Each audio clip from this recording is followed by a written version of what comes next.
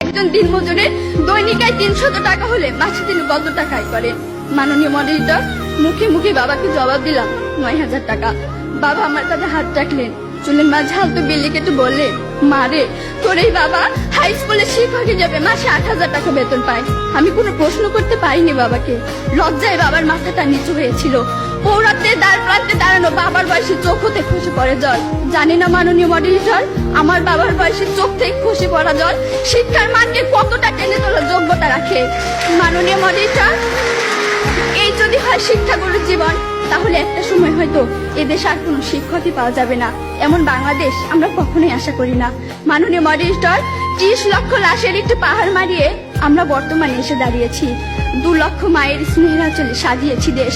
প্রতিপক্ষ বঙ্গবন্ধুর স্বপ্ন, লাখো শহীদের প্রত্যাশা আর বীর জননী ত্যাগের প্রতিদান দেওয়ার এখন সময়। আর তার জন্য চাই শিক্ষাক্ষেত্রে অধিক বিনিয়োগের মাধ্যমে টেকসই উন্নয়ন নিশ্চিত করা।